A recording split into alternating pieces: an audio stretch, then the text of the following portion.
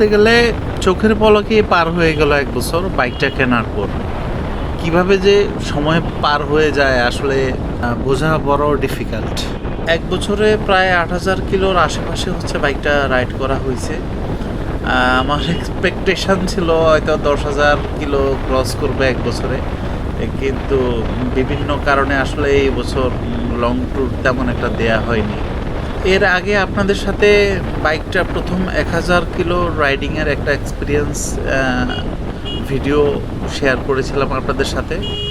তো সেটারই সিকোয়েন্স হিসেবে আজকে আপনাদের সাথে 1 বছরের রাইডিংয়ের এক্সপিরিয়েন্স হচ্ছে শেয়ার করব ইনশাল্লাহ। প্রথমেই বলি, এই বাইকের মোস্ট কন্ট্রোভার্সিয়াল পার্ট হচ্ছে এর ফ্রন্ট টায়ার আর সম্ভবত 31 বা 33 ডায়ামিটারের ফ্রন্ট টেলিস্কোপিক সাসপেনশনগুলো। আর টু বি অনেস্ট, এই দুইটার কম্বিনেশনে যে একটা লুক ক্রিয়েট হয়েছে সেটা আর সবার মতো আমারও ব্যক্তিগতভাবে জঘন্য লাগে। বাট ইন প্র্যাকটিক্যাল লাইফ আমি আজ পর্যন্ত এই 80 সেকশনের টায়ার এবং চিকন টেলিস্কোপিক সাসপেনশন নিয়ে কোনো সমস্যার সম্মুখীন হয়নি। আর সুতরাং বলাই যায় ফ্রন্ট টায়ার আর সাসপেনশনটা দেখতে বাজে হলেও রাইড কোয়ালিটি নিয়ে কোনো ইস্যু ক্রিয়েট করে না। তবে এর মানে আমি এটাও বলছি না এই কম্বিনেশনটা একটা বাইকের হাইওয়েতে হাই স্পিডিং করার জন্য আদর্শ। কারণ আমরা সবাই জানি হাইওয়েতে ভারী বাইক হচ্ছে আপনার বেটার স্টেবল থাকে, বেটার পারফর্ম করে। কিন্তু এই বাইকের সামনের অংশটুকু ন্যারো হওয়ার কারণে আপনার বেশ হালকা, এতে করে আপনি এই বাইক থেকে বেশ ভালো মাইলেজ পেলেও আপনার হাইওয়েতে হাই স্পিডে স্টেবিলিটি আসলে ভারী বাইকের মতো পাবেন না। এটা খুবই স্বাভাবিক, তাই না? আর এর জন্য কিন্তু আপনি হোন্ডাকে কিন্তু কমপ্লেইন করতে পারবেন না, হ্যাঁ, কারণ হোন্ডা কিন্তু এটা কমিউটার বাইক হিসেবে আমাদের কাছে সেল করতেছে। এখন আমরা যদি জেনে শুনে একটা কমিউটার বাইক কিনে এটাতে ট্যুরিং ফিচার নাই কেন বলে কমপ্লেইন করি, তাহলে এই কমপ্লেইন কি আদৌ গ্রহণযোগ্য হওয়া উচিত? আপনাদের কি মনে হয়? ইন বিটুইন একটু ক্ল্যারিফাই করি। হাই স্পিড বলতে আসলে আমি অ্যাবাভ 100 স্পিডকেই বোঝাচ্ছি। বিলো 100 হচ্ছে আমি হাই স্পিড হিসেবে কাউন্ট করতেছি না, কারণ 80-90 স্পিড আমার কাছে বেশ স্বাভাবিক মনে হয়। অনেক কথা বলে ফেললাম। সব কথা শেষ কথা হলো, ফ্রন্ট সাইডের লুকটা দেখতে অড হলেও জেন্টাল রাইডিংয়ে রিয়েল লাইফ পারফরমেন্সে কোনো ইম্প্যাক্টই ফেলে না। এবার আসি হেডলাইট নিয়ে। হেডলাইট আসলে হাইওয়েতে এটা আছে কি নাই সেটাই বোঝা যায় না, এটা থাকা না থাকা মোটামুটি সেম বিষয়। বেশিরভাগ সময় হচ্ছে আমি রাতে রাইডিং করি না, এটার জন্য আমার একটু কম প্রবলেম হয়। আর পাশাপাশি হচ্ছে রাতে রাইডিং করলেও অন্য বাস বা ট্রাক অর্থাৎ সারাউন্ডিং অ্যাম্বিয়েন্সের লাইট মার্ক করে হচ্ছে আমি রাইড করি। ইস্যু হয় না, কিন্তু এটা সেফও না এবং এটার কোনো সমাধানও নাই, হ্যাঁ। আর এটা যে শুধুমাত্র এক্সব্লেডের প্রবলেম তাও না, হুন্ডার বেশিরভাগ, যেমন হর্নেটরও লাইটের আলো পর্যাপ্ত না, এটা হুন্ডার বেশিরভাগ বাইকেরই প্রবলেম। তো এটা সমাধান হচ্ছে আপনার ফগ লাইট লাগানো, যেটা আমি ইউজ করি নাই, যেহেতু আমি ঢাকায় থাকি। এখানে আসলে ফগ লাইট লাগালে মামলা খাওয়ার চান্স খুব হাই। আমি আসলে যেহেতু রাতে রাইড করি না বেশিরভাগ সময়, আমি আসলে আর লাগাই না। তো এটা একটা ইস্যু, এই হেডলাইটের কোনো সমাধান নেই। গত 1 বছরের মধ্যে আমার বাইকের যে সুইচগুলো আছে সেগুলো নিয়ে একবার ইস্যু হয়েছিল, অর্থাৎ গত বর্ষায় হচ্ছে আমার সুইচগুলো একটু জ্যাম হয়ে গেছিলো, বিশেষ করে পাস লাইটের সুইচটা। আমি সেকেন্ড সার্ভিসে WD-40 ইউজ করার পর আর এখন পর্যন্ত আমি আর কোনো ইস্যু ফেস করিনি, সবই ঠিকঠাক আছে। তবে আমার ধারণা সামনের বর্ষায় আবার এগুলো জ্যাম হয়ে যাওয়ার একটা চান্সেস আছে, যেটা হুন্ডা এক্সব্লেড কার্বোরেটর ভার্সনে আমি কখনোই ফেস করি নাই। এখন এটা কি কোয়ালিটি ডিগ্রেড করছে নাকি আমার ইউনিটে ইস্যু, সেটা আমি বলতে পারবো না। তবে আমি বিষয়টা নিয়ে একটু ডিসঅ্যাপয়েন্টেড। আমি যেহেতু কার্বোরেটর বাইকে এই ইস্যুটা পাইনি, সেই জন্য কম্পেয়ার করে আসলে ডিসঅ্যাপয়েন্টেড। আর সামনের বর্ষায় এটা রিপিট হয় কি না এটা তো বলতে পারবো না, রিপিট হলে ইনশাল্লাহ আপনাদেরকে জানাবো। গিয়ার ফেসে যাওয়ার বিষয়টা হুন্ডার নতুন বাইকে আমাকে এবার খুব বেশি ভোগায় নাই, কারণ আপনাদেরকে আমার প্রথম ভিডিওতেই বলেছি যে আপনারা যদি স্পিড এবং গিয়ারের রেশিও মেনটেন করে আপ এবং ডাউন করেন, এই ফেসে যাওয়ার ইস্যুটা হয় না। তো আমি মোটামুটি মেনটেন করেই এবার আপ অ্যান্ড ডাউন করেছিলাম, আর তারপরেও একটু ফেসে যেত না যে তা না, কিন্তু 2000 কিলো যাওয়ার পর আমি মেনটেন না করলেও হচ্ছে গিয়ার ফেসে যাওয়ার ইস্যুটা আর কখনো রিপিট হয়নি, এটা চলে গিয়েছে পারমানেন্টলি।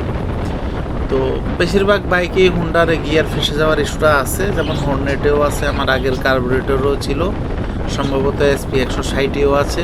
এটা একটা হুন্ডার নন ইস্যু, কমন ইস্যু, এটা কোনো ইস্যুই না, কারণ 2-3000 কিলো চালানোর পর আপনার এই ইস্যুটা আসলে আর থাকে না, এটা ডিসঅ্যাপিয়ার হয়ে যায় পারমানেন্টলি।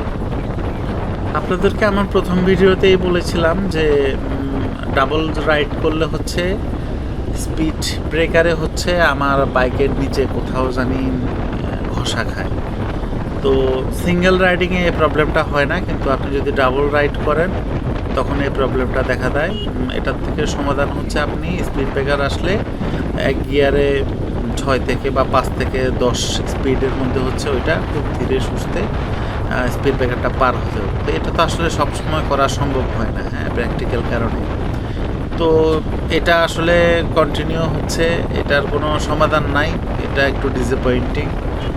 আর এই নিচে যে ঘষা খায়, এটা কোথায় খায় আমি এক্স্যাক্টলি শিওর না, আমার মোটামুটি ধারণা সাইলেন্সারে এই ঘষাটা খায়, এবং সত্যিকার অর্থে এই পুরো বিষয়টা আসলে ফ্রাস্ট্রেটিং। এক গিয়ারে অনেকক্ষণ বাইক চালালে জ্যামের মধ্যে আমার বাইকে ইঞ্জিন নকিংয়ের একটা সাটেল ইস্যু ছিল, 3 থেকে 4 বার সম্ভবত এটা আমি ফেস করেছি পুরা 8000 কিলোর মধ্যে। আর এটা এত কম ফেস করার একটা প্রধান কারণ হচ্ছে আমি আসলে ঢাকার জ্যামের মধ্যে খুব কমই বাইক চালাই, এটা একটা কারণ হতে পারে। একবার ফেস করেছি শুধুমাত্র খারাপ তেলের জন্য ইঞ্জিন নকিংটা হয়েছিল, আর ওই একবার বাদে বাকি 3-4 বার হচ্ছে সম্ভবত ইঞ্জিন হিটিং ইস্যুর জন্যই হয়েছিল। তো এটা আমি থার্ড সার্ভিসে ট্যাপেট অ্যাডজাস্ট করার পর হচ্ছে চলে গিয়েছে, এটা ট্যাপেট অ্যাডজাস্ট করার আগ পর্যন্ত আমি 3 থেকে 4 বারের মতো সম্ভবত ফেস করছি। পিছনের মনোশক সাসপেনশন আর পিলিয়ন সিট নিয়ে একটু আপডেট দিই। মনোশক সাসপেনশনটা আগের চেয়ে অনেক স্মুথ হয়েছে, আগে একটু বেশি স্টিফ ছিল, এখন আগের মতো তো স্টিফ নেই। আর পিলিয়ন সিট নিয়ে আমার আপডেট হচ্ছে আজ পর্যন্ত আমার কোনো পিলিয়ন এটা পজিটিভ রিভিউ দেয় নেই, পিছনে ওরা বসে হচ্ছে ডিসকমফোর্ট ফিল করার কমপ্লেইন করেছে। এটার মূল কারণ হচ্ছে পিছনের সিটে আপনার কুশনের পরিমাণ খুবই কম, এই কুশনের পরিমাণ খুব কম হওয়ার কারণে এটা একটু ফ্ল্যাট এবং হার্ড। লং ড্রাইভে আসলে যারা অনেকক্ষণ বাইকে বসতে অভ্যস্ত না তাদের সম্ভবত বেশ ভালোই ডিসকমফোর্ট ফিল হয়।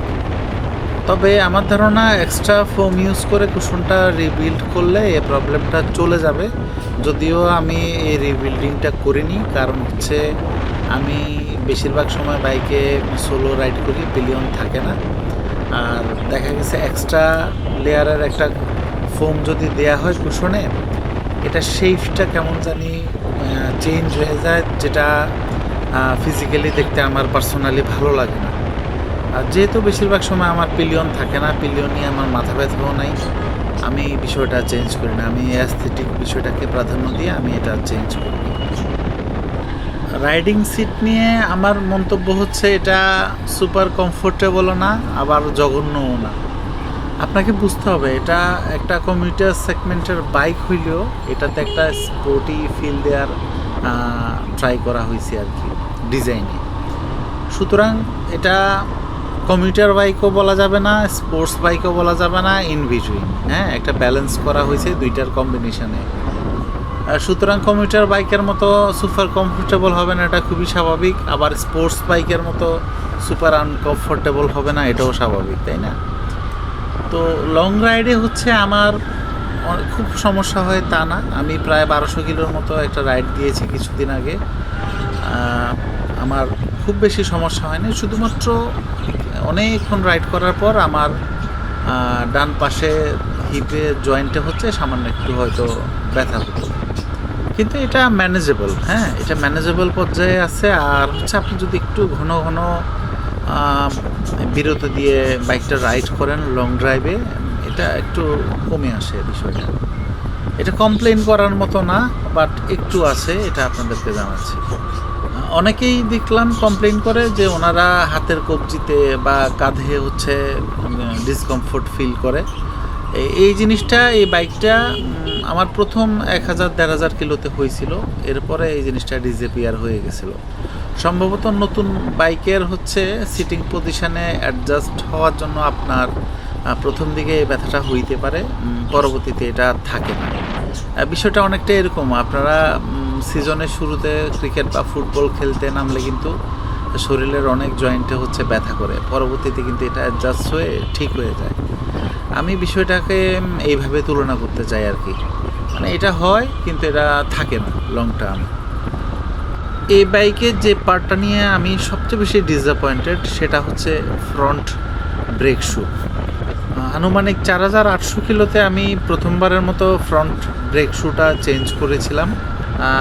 4800 কিলোতে চেঞ্জ করলেও এটা আরও প্রায় 500 কিলোর মতো চালানো যেত, কিন্তু যেহেতু আমি একটা লং ট্যুর দিব, বিশেষ করে পাহাড়ে যাব, এই জন্য আমি আসলে কোনো রিস্ক নেইনি, একটু আর্লি চেঞ্জ করে ফেলেছিলাম আর কি। কিন্তু এরপরের ব্রেক শুটা আমাকে 6800 কিলোতেই হচ্ছে চেঞ্জ করতে হয়েছে। সো প্রথম ব্রেক শুটা 4800 কিলো সারভাইভ করলো, দ্বিতীয়টা মাত্র 2000 কিলোর মতো সারভাইভ করতে পারছে। এই দুঃখ কি আসলে সহজে ভোলা যায়? এর উপর যদি হয় এই ব্রেক শুর অফিসিয়াল প্রাইস প্রায় 950 টাকার মতো, আনঅফিসিয়ালি হয়তো 600 টাকায় পাওয়া যায়, বাট অফিসিয়াল স্টেটমেন্ট অনুযায়ী এটা 950 থেকে 1000 টাকার মধ্যে। তো এর মধ্যে আমার ইঞ্জিন ব্রেকে বাইক চালানোর অভ্যাস হচ্ছে সবসময় থাকে, তো ইঞ্জিন ব্রেক ইউজ করার পরও এই অবস্থা। হ্যাঁ, একটা কারণ আছে, পাহাড়ে রাইড করছি তো আছেই, পাশাপাশি হচ্ছে ওই যে 3 দিন আমি পাহাড়ে রাইড করছি 3 দিনই বৃষ্টি হয়েছিল। তো বৃষ্টির সময় এই এক্স ব্লেডের ব্রেক শু আমি খুব দ্রুত ক্ষয় হইতে আগেও দেখছি। তো এখানে তো দুইটা মিলে হচ্ছে সোনায় সোহাগা, এক হচ্ছে বৃষ্টি চলতেছিল, 2 পাহাড়ে ঘন ঘন ব্রেক করতে হয়েছে, এই দুইটা মিলাই হচ্ছে আমার এই ব্রেক শুটা 2000 কিলো পর্যন্ত সারভাইভ করতে পারছে সর্বোচ্চ। তবে আমি একটু ঘাটাঘাটি করে দেখছি, বেশিরভাগ ব্র্যান্ডেরই এবিএস যে ব্রেক শুগুলো আছে সেগুলো একটু বেশি দ্রুত হচ্ছে ক্ষয় হয়ে যায়। আর এক্সব্লেডে তো জানেনই সামনের ব্রেকটা হচ্ছে এবিএস। তো এটা কারণ কিনা আমি জানি না, হয়তো এটা একটা কারণ হইতে পারে। অনেকেরই কমপ্লেন দেখেছি পিছনের চাকাটা স্কিডিং নিয়ে, যদিও আমি আজ পর্যন্ত স্কিডিং প্রবলেমটাই ফেস করি নাই। আমার ধারণা স্কিডিং প্রবলেমটা বাইকের চেয়েও হচ্ছে রাইডারের বেশি, কারণ আমি আপনাদেরকে কিছু অন্য ব্র্যান্ডের বা মোটা চাকার বাইকেরও হচ্ছে এক্সাম্পল দিচ্ছি। এই বাইকগুলো দেখেন স্কিডিং প্রবলেমের কমপ্লেইন আছে। এটার দুইটা কারণ আছে, একটা হচ্ছে পিছনের চাকায় ব্রেকে আপনার এভিএস নাই, আর পাশাপাশি পিছনে যে এমআরএফের স্টক টায়ার ইউজ করছে এটার কোয়ালিটি আসলে খুব হাই গ্রেডের। আর একটু বেটার গ্রিপ পাওয়া যেত আরও একটু ভালো মানের চাকা ইউজ করলে আর কি। সো মূল কথা হচ্ছে পিছনের চাকা স্কিড হইতে পারে, আপনি যদি হুটহাট পিছনের ব্রেক হচ্ছে হার্ড প্রেস করেন, বাট এটা ম্যানেজেবল। আপনি যদি এটা ম্যানেজ করে হচ্ছে রাইড করতে পারেন, স্কিডিং প্রবলেম ফেস করবেন না। লাইক মি, আমি পার্সোনালি কখনোই স্কিডিংয়ের প্রবলেম ফেস করি না, এটা কনফার্ম করে বলতেছি। আমার যেটা ধারণা, বেশিরভাগ যারা স্কিডিং প্রবলেমটা ফেস করে তারা পিছনের ব্রেকটা হচ্ছে খুব হার্ড প্রেস করে বা বেশি ইউজ করে, তাদেরই এই প্রবলেমটা বেশি হয়। সুতরাং আমার সাজেশান থাকবে, আপনিও যদি স্কিডিংয়ের প্রবলেম ফেস করে থাকেন, আপনি আপনার ব্রেকিং স্টাইল নিয়ে আর একটু কাজ করতে পারেন, আশা করি সমাধান পাবেন। আমি যেটা করি, আমি বেশিরভাগ সময় ফ্রন্ট ব্রেকটা হচ্ছে 60-70% ইউজ করি, আর পিছনে ব্রেকটা 30-40% ইউজ করে হচ্ছে গাড়ি থামানোর জন্য না, শুধুমাত্র ইঞ্জিন ব্রেকটাকে একটু ত্বরান্বিত করার জন্য। আমি বিষয়টা আবার এক্সপ্লেন করতেছি। আমি আমার বাইকটাকে হাই স্পিড থেকে থামানোর জন্য সবসময় ফ্রন্ট ব্রেকটাই ইউজ করি বেশিরভাগ সময়, আর পেছনের ব্রেকটা শুধুমাত্র আমি ইঞ্জিন ব্রেকটাকে একটু হেল্প করার জন্য বা অ্যাসিস্ট করার জন্য হচ্ছে খুব লাইট ইউজ করি। হ্যাঁ, আমি কখনোই পিছনে ব্রেক প্রেস করি না আমার বাইক থামানোর জন্য। আপনি যখনই পিছনে ব্রেক বাইক থামানোর উদ্দেশ্য হচ্ছে হার্ড প্রেস করবেন, তখনই স্পিডিংয়ের প্রবলেমটা পাবেন। আমার ব্রেকিং প্রসিডিওর হচ্ছে আমি সবসময় ইঞ্জিন ব্রেক করে বাইকের স্পিড কমাই, আর ইঞ্জিন ব্রেকটাকে অ্যাসিস্ট করার জন্য পিছনে ব্রেকটা খুব লাইট সাটেল হচ্ছে একটু প্রেস করি, কিন্তু লক করে ফেলি না। হ্যাঁ, আমার মূল উদ্দেশ্য থাকে ইঞ্জিন ব্রেকটাকে যাতে একটু ত্বরান্বিত করা যায়। ইঞ্জিন ব্রেকের মাধ্যমে স্পিড কমে আসলে আমি সবসময় হার্ড প্রেস করে সামনের ব্রেকটা বাইকটাকে হচ্ছে থামাই। তো পিছনের ব্রেকটা আমি তেমন একটা ইউজ না করার কারণে হচ্ছে আমার স্কিডিংয়ের প্রবলেমটা আজ পর্যন্ত ফেস করতে হয়নি। তো যেসব বাইকের পিছনে ব্রেকে এবিএস নাই, এগুলা যে ব্র্যান্ডেরই হোক স্কিডিং প্রবলেম থাকবে। এটা এক্সব্লেড স্পেসিফিক প্রবলেম বলে ব্লেম দেওয়ার কোনো সুযোগ নাই। আমি বলবো এটা পিছনে ব্রেকটা যদি এবিএস ভার্সন হতো এই প্রবলেমটা থাকতো না। এখন যেহেতু এটা এবিএস না, আপনাদেরকে সচেতন থাকতে হবে, পিছনে ব্রেকটা হার্ড প্রেস করা যাবে না। সুতরাং যত স্পিডই থাকুক গাড়ি থামানোর জন্য আপনি ইঞ্জিন ব্রেক আর সামনের ব্রেকটা ইউজ করবেন, আর পিছনে ব্রেকটা শুধুমাত্র ইউজ করবেন ইঞ্জিন ব্রেকটাকে একটু অ্যাসিস্ট করার জন্য। কখনোই লক করবেন না পিছনের ব্রেকটা। হ্যাঁ, দ্যাটস ইট। আর আমি যে পিছনের ব্রেক একদমই কম ইউজ করি এটার কিন্তু প্রমাণ আছে আমার বেশিরভাগ ভিডিওতে। হ্যাঁ, আমার সবগুলো ভিডিও যদি আপনারা দেখবেন আমি সামনের ব্রেক শু কিন্তু অলরেডি 2বার চেঞ্জ করেছি। পিছনের ব্রেক শু এখনও ইনটেক অবস্থায় আছে, ইভেন এটা এখনও এমন পরিমাণ ঠিক অবস্থায় আছে, আরও 5 থেকে 7,000 কিলো খুব সহজেই যাওয়ার কথা ইনশাল্লাহ। হুন্ডার যে কোনো বাইকের মতোই এক্সব্লেডে ভাইব্রেশন নাই বললেই চলে। ইঞ্জিনের স্মুথনেস রিফাইনমেন্ট এক্সিলেন্ট লেভেলের। বিশেষ করে আপনি যখন হাই স্পিডে রাইডিং করবেন হাইওয়েতে 60 থেকে 90 স্পিডের মধ্যে, মানে সড়কে বিমানের ছোঁয়া বললে আসলে পুরোপুরি ভুল হবে না, অ্যাটলিস্ট আমি ফিল করি। এই বাইকটা যখন 4500 RPM ক্রস করে, অর্থাৎ ইকো মোড থেকে পাওয়ার মোডে এন্টার করে, এটার ইঞ্জিনের সাউন্ডটাই চেঞ্জ হয়ে যায়, যেটা আমার খুব ভালো লাগে। আর পাশাপাশি হচ্ছে এটার স্মুথ লিনিয়ার যে স্পিড উঠে, এইটা আমার কাছে অসাধারণ লাগে। মানে মাঝে মধ্যে এমন হয় কখন যে 60 স্পিড থেকে 90 হয়ে গেছে এটা আমি ফিলই করি না, টেরও পাই না। মাঝে মধ্যে মিটারের দিকে খেয়াল করে আমি স্পিড কন্ট্রোল করতে হয়। আমি বলার জন্য বলতেছি না, আমার প্রায় সময় এই ফিলিংসটা হয় অসাধারণ। এই একটা কারণে এই বাইকটাকে আমি খুব ভালোবাসি। এই বাইকের অনেক প্রবলেম থাকতে পারে, কিন্তু ইঞ্জিনের এই পারফরমেন্সের জন্য এই বাইকটা আমার কাছে অসাধারণ লাগে। আর আমার 80 থেকে 90% রাইড হচ্ছে হাইওয়েতে। এই বাইকটার ready pick up the best না হইলেও আজ পর্যন্ত হাইওয়েতে ওভারটেকিং করতে বা রাইড করতে আমার কখনো লেকিংস বা ইস্যু ফিল হয়নি। তবে আমার একান্ত একটা ব্যক্তিগত অনুভূতি শেয়ার করি। আমার কাছে কেন জানি মনে হয় 1 বা 2 গিয়ারে অর্থাৎ লো স্পিডে বাইকটা যখন জ্যামের মধ্যে চালাই, তখন হাই স্পিডের মতো স্মুথনেসটা আসলে আমি একটু কম ফিল করি।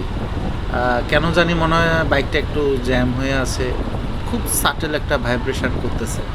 সম্ভবত ম্যাক্সিমাম ব্র্যান্ডের বাইকই লো গিয়ারে জ্যামের মধ্যে এরকম একটা সিমিলার ফিল দেয়, কারণ লো গিয়ারে আসলে ইঞ্জিন অপটিমাইজ করা একটু ডিফিকাল্ট, এত ইজি না। বাট ক্রুজিং স্পিডে হচ্ছে বাইকটা অসাধারণ একটা ফিল দেয়। ক্রুজিং স্পিড বলতে আমি আসলে বোঝাচ্ছি 60 থেকে 90 স্পিডের রেঞ্জ। একটা অদ্ভুত ফিলিংস আপনাদের সাথে শেয়ার করব, আমি জানি না আপনারা এটা ফিল করেন কি না। এক্স্যাক্টলি 4000 RPM-এ আর হচ্ছে 5500 RPM-এ এই দুইটা পিক পয়েন্টে বাইকের ইঞ্জিনে একদম সাটেল একটা ভাইব্রেশন ফিল আসে, আর হচ্ছে ইঞ্জিনের সাউন্ডটাও একটু ডিফারেন্ট মনে হয় আর কি। এগেইন আরপিএম বাড়ার সাথে সাথেই হচ্ছে জিনিসটা চলে যায় সাথে সাথে, অর্থাৎ 4100 আরপিএম অথবা 5600 আরপিএম হলেই হচ্ছে বিষয়টা ভ্যানিশ হয়ে যায়। অ্যাগেইন এক্স্যাক্টলি 4000 আরপিএম এবং 5500 আরপিএম এই দুইটা পয়েন্টে হচ্ছে আপনি এই ফিলটা পাবেন খুব ভালোভাবে লক্ষ্য করলে। আমি পাই, আমি জানি না আপনারা পান কি না, হয়তো আমি বেশি খুঁতখুঁতে স্বভাবের কারণে আমি হয়তো ওভার থিঙ্ক করি, এটাও হইতে পারে। হ্যাঁ, প্রশ্ন হতে পারে এটা কি কোনো সমস্যা? উত্তর হচ্ছে না, এটা কোনো সমস্যা না, এটা আসলে একটা স্বাভাবিক বিষয়। এইটার একটা এক্সপ্লেনেশন সম্ভবত আমার কাছে আছে। এটা হলো বাইকটা 4000 আরপিএমে হচ্ছে ইকো মোড থেকে পাওয়ার মোডে হচ্ছে ট্রানজিশন করে। এই ট্রানজিশন পয়েন্টে হচ্ছে বাইকের ক্যারেক্টারিস্টিক্সই চেঞ্জ হয়ে যায়, অর্থাৎ আপনার ইকো মোড থেকে একটা পাওয়ার মোডে কনভার্টেড হয়। বাইকের ইঞ্জিনের মেকানিজমও হয়তো চেঞ্জ হয়ে যায় বা ফুয়েল ডেলিভারি চেঞ্জ হয়ে যায়, কিছু একটা হয়। এই কারণে এক্স্যাক্টলি এই 4000 আরপিএমে হচ্ছে একটা সাটেল ভাইব্রেশন আর ইঞ্জিনের সাউন্ড হচ্ছে চেঞ্জ ফিল করা যায় আর কি। বাট এটা হচ্ছে এই 4000 আরপিএমে ফিল করা যায়। 4100 থেকে আবার এই ভাইব্রেশনও চলে যায়, তারপরে হচ্ছে ইঞ্জিনের সাউন্ডও স্মুথ হইতে থাকে। আবার অ্যাগেইন 5500 আরপিএমে আমরা জানি এই বাইকের হচ্ছে ম্যাক্সিমাম টর্ক পাওয়া যায়। এটা কিন্তু আরেকটা ট্রানজিশন পয়েন্ট। হ্যাঁ, 5500 আরপিএম যখন আপনার রিচ করে তখন বাইকের সাউন্ড একটু চেঞ্জ ফিল হয় আর খুব সাটল একটা ভাইব্রেশন ফিল হয়। আবার 5600 আরপিএম থেকে যখন উপরের দিকে চলে যাওয়া হয় তখন কিন্তু এটা থাকে না। তো এটা আসলে কোনো প্রবলেম না, এটা আসলে জাস্ট ইঞ্জিনের একটা ক্যারেক্টারিস্টিক্স আর কি। এটা না মেনশন করলেও চলতো, আমার ফিল হয়, ভাবলাম আপনাদের সাথে শেয়ার করি। বাইকের টপ স্পিড জেন্টাল রাইডিংয়ে আমি এখন পর্যন্ত সর্বোচ্চ 105-6 পেয়েছি, এর বেশি আসলে পাই নাই। হ্যাঁ, জেন্টাল রাইডিং বলতে আমি বোঝাতে চাচ্ছি সর্বোচ্চ 3.5 থেকে 4500 আরপিএমের মধ্যে হচ্ছে গিয়ার চেঞ্জ করে বাইক চালানো। আর অ্যাগ্রেসিভ মোডে রাইড করলে সম্ভবত 110-20 টপ স্পিড পাওয়া সম্ভব। অ্যাগ্রেসিভ রাইড বলতে আমি বোঝাচ্ছি 1 থেকে শুরু করে 5 নাম্বার পর্যন্ত গিয়ার আপনি 7000 আরপিএমে চেঞ্জ করবেন। এই ক্ষেত্রে হয়তো আপনি 110-20 বা 30 হয়তো সম্ভবত পাবেন, কিন্তু এতে বাইকের ইঞ্জিনে প্রচণ্ড স্ট্রেস পড়ে। শুধু স্ট্রেস দিয়ে বাইকের টপ স্পিড ওঠানোর তো কোনো মানে নাই। হ্যাঁ, আমি কখনোই এভাবে ট্রাই করে দেখিনি। আর জেন্টাল রাইডিংয়ে আপনার স্পিড 50 থেকে 90 পর্যন্ত খুব ফাস্ট উঠে যায়, মানে এত ফাস্ট যে আপনি মাঝে মধ্যে ফিলই করবেন না কখন 60 ছিল কখন 90 হয়ে গেছে। আর খুবই স্মুথ থাকে, স্মুথনেস নিয়ে কোনো কথা হবে না। কিন্তু 90-এর পর থেকে হচ্ছে স্পিড ওঠা একটু ডিলে করা শুরু করে। বিশেষ করে 100 থেকে 105-এ যাইতে হচ্ছে কিছুক্ষণ এক্সট্রা সময় নেয়, মানে 60 থেকে 90-তে যত ফাস্ট হয় অত ফাস্ট থাকে না আর বিষয়টা। বাট ইটস ওকে, আমি রাইডিংয়ের সময় বেশিরভাগ সময় 90 খুব কদাচিৎ উঠাই, বেশিরভাগ সময় 70 থেকে 80 স্পিডেই রাখি। সো এটা নিয়ে আসলে আমার মাথা ব্যথা নাই আর কি। কিন্তু যারা হাই স্পিডে বাইক রাইড করতে পছন্দ করে, রেসিং করতে পছন্দ করে, তাদের জন্য আসলে এটা একটা ইস্যু হইলেও হইতে পারে। এখন বাইকের কসমেটিক্স কিছু বিষয় আপনাদের সাথে শেয়ার করি। 1 নম্বরে হচ্ছে ইঞ্জিনের পাশে এই চেসিসের এই অংশে একটু হালকা জং দেখা গেছে, এটা খুবই ডিসঅ্যাপয়েন্টিং আমার কাছে, এটা হওয়া উচিত না, এইটা একটা কথা। আর 2 নম্বরে হচ্ছে এই হোন্ডার বাইকগুলোর সাইলেন্সারে একটা প্রবলেম আছে, এগুলা ওভার দ্য টাইম হচ্ছে একটু ডিসকালার হয়ে জং পড়ে যাওয়ার একটা সম্ভাবনা আছে। এই জন্য এর থেকে বাঁচার উপায় হলো 1-1.5-2 বছর পর পর হচ্ছে এই পার্টগুলোকে আপনি একটা স্প্রে পেইন্টের মাধ্যমে রিপেইন্ট করে দিতে হবে। আদারওয়াইজ হচ্ছে লং টার্ম ইউজ করতে চাইলে বাইকটা আসলে জং আরও বাড়তে থাকবে। তা আমার প্ল্যান আছে আর কিছুদিন গেলে আমি হচ্ছে আমার যেসব পার্টে হচ্ছে একটু একটু জং আসার লক্ষণ দেখা যাচ্ছে সেগুলো হচ্ছে রিপেইন্ট করে দেব। তো রিপেইন্টিং বিষয়টা ইনশাল্লাহ আপনাদের সাথে শেয়ার করব। সবচেয়ে ডিসঅ্যাপয়েন্টিং বিষয়টা আপনাদের সাথে এখন শেয়ার করি। বাইকের যে পিছনে পিলিয়নের গ্র্যাব রেলটা আছে, এটা 1 মাসের মাথায় একটা পার্ট হচ্ছে আপনার রং উঠে গেছে, ডিসকালার হয়ে গেছে। হ্যাঁ, এইটা খুবই ফ্রাস্ট্রেটিং। আমি শোরুমে 1 মাসের মাথায় কমপ্লেন করেছিলাম, তো ওনারা আমাকে হচ্ছে বলেছে এটা ওয়ারেন্টিতে রিপ্লেস করে দিবে। পরবর্তীতে শোরুমের গাফিলতির কারণে হচ্ছে এটা আমি আর ওয়ারেন্টিতে পাই নাই, প্রায় 4-5 মাস চলে গেছে। এটা সম্পূর্ণ দোষ কিন্তু শোরুমের। হ্যাঁ, এটা হুন্ডা অফিসিয়ালের দোষ ছিল না, ওনারা হচ্ছে ওয়ারেন্টি ক্লেমটাই করে নাই ঠিক মতো। তো যাই হোক, বিষয়টা যেহেতু আমার কোর কম্পোনেন্ট না, মানে ইঞ্জিনের, এটা একটা আউটার পার্ট, আমি আসলে এটা নিয়ে খুব বেশি মাথা ঘামাই নাই, এই কারণে শোরুমে এটা নিয়ে বেশি ঝামেলাও করি নাই। বাট দোহারের জয়পাড়ার হুন্ডা শোরুম নিয়ে আমি খুব ডিসঅ্যাপয়েন্টেড। ওদের আফটার সেল সার্ভিস খুবই বাজে। টাঙ্কিতে এখনও পর্যন্ত জং পড়ার কোনো লক্ষণ আমি বড় আকারে দেখি নাই, তবে একটা স্পেসিফিক পয়েন্টে হচ্ছে সামান্য রাস্টের মতো লক্ষণ দেখা যাচ্ছে, কিন্তু প্রবলেমটা সম্ভবত কমন ইস্যু। আমি ঘাটাঘাটি করে দেখলাম যে এটা অনেকেরই এক্স্যাক্ট সেম প্লেসে হচ্ছে। এখন এটা কতটুকু সিরিয়াস, এটা আসলে আর একটু ইনভেস্টিগেট করে দেখতে হবে। আপনাদেরকে ইনশাল্লাহ এটা নিয়ে একটা আপডেট দিব। আরেকটা মজার বিষয় আপনাদের সাথে শেয়ার করি। আপনারা অনেকেই দেখি কমপ্লেইন করেন, যারা হিটার আছে, এক্স ব্লেড বা হুন্ডার বাইকগুলো হচ্ছে প্লাস্টিক বডি। তো আপনাদেরকে একটা জিনিস দেখা, আমার বাইকটা একদিন সাইড স্ট্যান্ডে রেখেছিলাম কাদার মধ্যে। তো কোনো একভাবে হচ্ছে এটা বাইকটা হচ্ছে সাইড স্ট্যান্ড থেকে পড়ে গিয়েছিল আর কি। পড়ে যাওয়ার পরে আমার প্লাস্টিক অংশ অক্ষত আছে, কিন্তু প্লাস্টিক অংশটাকে যেই লোহার পার্টে হচ্ছে আটকে রাখা হয়েছিল সেটা ভেঙে গেছে। সো এইখানে বিষয়টা কেমন হলো না, প্লাস্টিক অক্ষত কিন্তু লোহা ভেঙে গেছে। এই লোহারও এই অংশটুকু ভেঙে যাওয়া, এই জাস্ট গাড়িটা একটু সাইডে পড়ে যাওয়ার জন্য, এটা একটু ডিসঅ্যাপয়েন্টিং তো বটেই। আমি অবশ্যই ডিসঅ্যাপয়েন্ট হয়েছি এটা নিয়ে। কিন্তু বিষয়টা হচ্ছে এটা, এখন আমার প্ল্যান হচ্ছে এটা আমি ঝালাই করে ফেলবো, ঝালাই করে এর পেইন্ট করে দিব আর কি। এখন এই বাইকে এই পেইন্টের যে ইস্যুগুলো আপনাকে দেখালাম, জং পড়ার যে ইস্যুগুলো, এইটা কিন্তু আমি আমার কার্বোরেটর ভার্সনে হচ্ছে 1 বছরেও পাই নাই, কিন্তু FI ভার্সনে আমি এই 3টা জিনিস নোটিস করেছি। পুরো বিষয়টা আমার জন্য খুবই ফ্রাস্ট্রেটিং। আমি কার্বোরেটর থেকে FI-তে আসলাম বেটারের জন্য। তো যাই হোক, আমি একটু ডিসঅ্যাপয়েন্টেড হলেও একদম চূড়ান্ত লেভেলের ফ্রাস্ট্রেটেড না, কারণ এগুলো একটু কসমেটিক্স প্রবলেম, এগুলা ম্যানেজেবল প্রবলেম হচ্ছে আমি আসলে একটু ইগনোর করতেই পছন্দ করি। নিজের গরজে হচ্ছে এগুলা মেনটেন করি বা ফিক্স করে ফেলি। যতক্ষণ পর্যন্ত আমার বাইকের ইঞ্জিনটা ভালো সাপোর্ট দিবে আমি হ্যাপি। এখনও পর্যন্ত আমি বাইকের ইঞ্জিন নিয়ে হ্যাপি। তো এখন আসি, গত 1 বছরে আমি কি পার্টস চেঞ্জ করতে হয়েছে এইটার একটা ডিটেলস আপনাদেরকে দেই। ইঞ্জিন অয়েল চেঞ্জ তো কমন বিষয়, সো এটা আমি ইগনোর করতেছি। গত 1 বছরে আমাকে হচ্ছে ফ্রন্ট ব্রেক প্যাড হচ্ছে 2বার চেঞ্জ করতে হয়েছে। প্রথমবার হচ্ছে 4820 কিলোতে আমি চেঞ্জ করেছি, যদিও এই চেঞ্জের সময় হচ্ছে আরও 500 থেকে 1000 কিলো চলার মতো অবস্থা ছিল ওই ব্রেক প্যাডটা। আমি একটু আর্লি চেঞ্জ করেছি, কারণ হচ্ছে আমি পাহাড়ে একটা রাইড দিব, পাহাড়ে রাইডের আগে হচ্ছে আমি রিস্ক নিতে চাই নাই, এই কারণে একটু আর্লি চেঞ্জ করে ফেলেছি।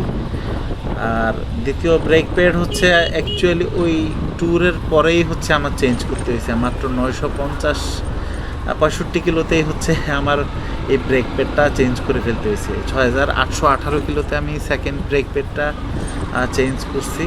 এটা নিয়ে আমি একটু ডিসঅ্যাপয়েন্টেড। এখন পর্যন্ত আমার সেকেন্ড ব্রেক প্যাডটা আছে 1 বছরের মধ্যে। আর এর পাশাপাশি আমি একবার এয়ার ফিল্টার চেঞ্জ করেছি, সেটা 5149 কিলোতে। এটা আসলে তখন চেঞ্জের মতো অবস্থায় ছিল, ওই বান্দরবনের রাইডটার মধ্যে হচ্ছে আমি এয়ার ফিল্টারের কারণে বাইকটা একটু জ্যাম ফিল করতেছিলাম, আমি তখন এই জন্য চেঞ্জ করে ফেলেছি। আর 3 নাম্বারে আমি চেঞ্জ করেছি থার্ড সার্ভিসের সময় অয়েল ফিল্টার সেট, এইটা হচ্ছে আমি চেঞ্জ করেছি আর কি বলার মতো। আর ফোর্থ পেড সার্ভিস মানে 1 বছরের মাথায় যে সার্ভিসটা থাকে ওইখানে আমি স্পার্ক প্লাগটা একবার চেঞ্জ করেছি। এইটা আমার চেঞ্জ না করলেও চলতো, কিন্তু এটা একটা পিরিয়ডিক মেনটেন্যান্স। আমি একটু বাইকটাকে যেহেতু বেশি যত্ন করি, আমি এটা চেঞ্জ করার পর্যায়ে না গেলেও হচ্ছে চেঞ্জ করে ফেলেছি বাইকের ইঞ্জিনটা যাতে হেলদি থাকে এই জন্যে। কারণ আমার ইচ্ছা আছে বাইকটা মানে অনেক লং রান ইউজ করার আর কি। ইনশাল্লাহ আল্লাহ বাঁচায় রাখলে 1 লাখ কিলো ইউজ করার ইচ্ছা আছে।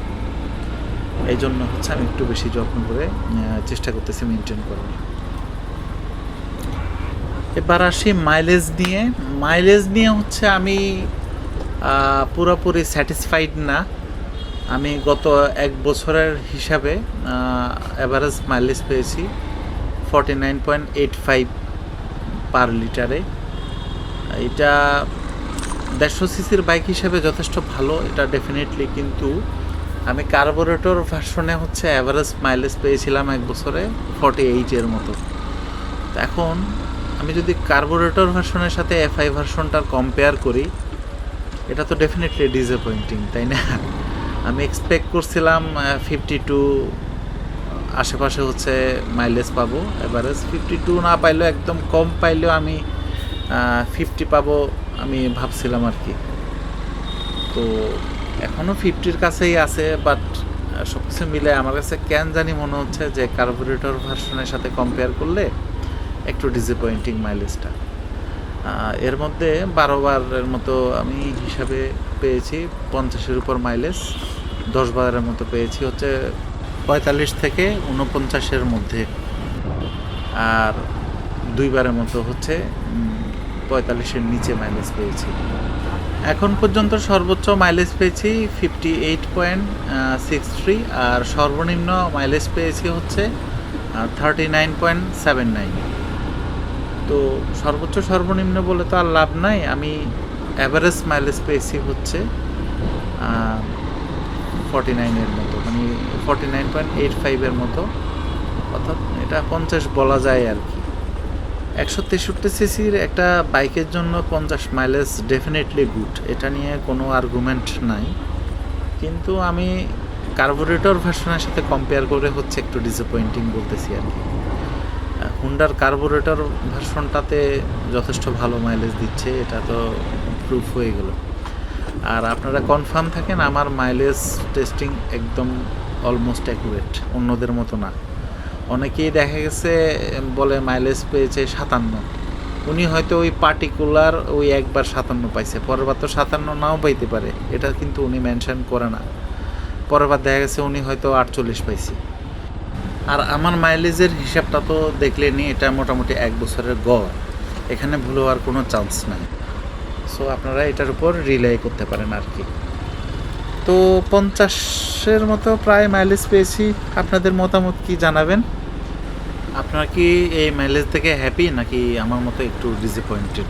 তো এই তো গেল মোটামুটি 1 বছরের আমার এক্সব্লেড FI ভার্সনটা ইউজের আপডেট। আশা করি ভিডিওটা আপনাদের কাছে ভালো লাগছে। সামনে আরও আপডেট নিয়ে আসবো ইনশাল্লাহ। আজকে এই পর্যন্তই, আমার জন্য দোয়া করবেন। আসসালামু আলাইকুম।